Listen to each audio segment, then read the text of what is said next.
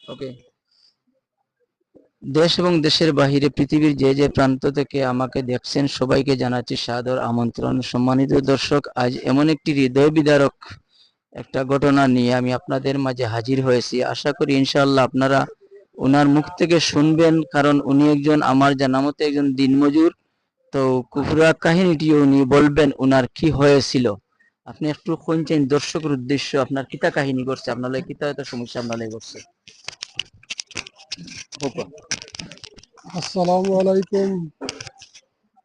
গত বৃহস্পতিবার রাতকে আমি জকিগঞ্জ জামে মসজিদ খানো আমার এখন অটো রিক্সা আমি তৈয়া নমাজ খানো গেছি।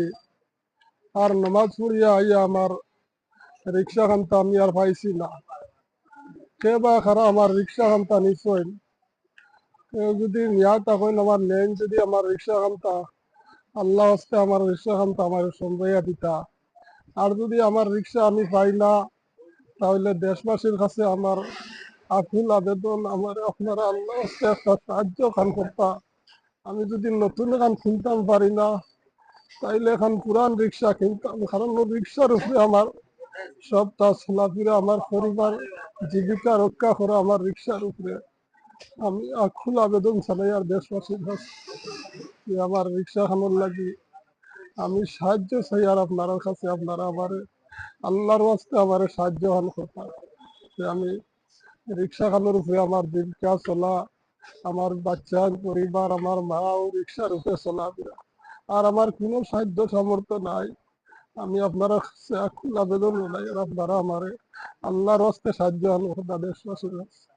যদি আমি নতুন এখান কিনতাম পারি না, পুরান এখানটা রিক্সা কিনতাম, আপনারা আমার সাহায্য আনতা করতাম। আর আমার আর কোনো ইয়ে নাই, আমি আর আপনারা সাহায্য করতাম। আমি এখান রিক্সা কিনলে 4 দিন যাবত হয়ে গেছে, কিন্তু আমি রিক্সা না পাই, আমি খুব কষ্ট করে চলি। আর আমি রিক্সা না পাই খুব কষ্ট করে চলি। আর দেশবাসীরা যদি আমার একটু একটু সাহায্য খান করেন, তাহলে আমি আমার এখান রিক্সা কেনার সামর্থ্য লইব। আর আমি রিক্সা নিয়ে আমার জীবিকা খান আমি চালিয়ে, আমার বাচ্চান তো আমি রিক্সা খান চালাইয়া নিয়া জীবিকা রক্ষা করবো। আর আমি দেশবাসীর কাছে দোয়া করবো, যত মানুষ আমার সাহায্য করবা, আল্লাহ তালা দুনিয়া এবং আখেরাতের যত বালাই আছে সমস্ত বালাই আল্লাহ দান করতা। আর দেশবাসীর কাছে আমার আবেদন থাকলো আপনারা আমার সাহায্য খান করতা। আর আমার কোনো অস্তিত্ব নাই, কোনো সামর্থ্য নাই এখন রিক্সা কিনার। একটা রিক্সা আমার নিজস্ব আছিল, তাও তো আমি বড় কষ্ট করে কিনছিলাম রিক্সা খানটা, কিন্তু আমার রিক্সা খান চুরে নিচে গিয়ে আর আমি রিক্সা পাই আর না। আর আপনারা আমার সাহায্য করতা রিক্সা। আর আমি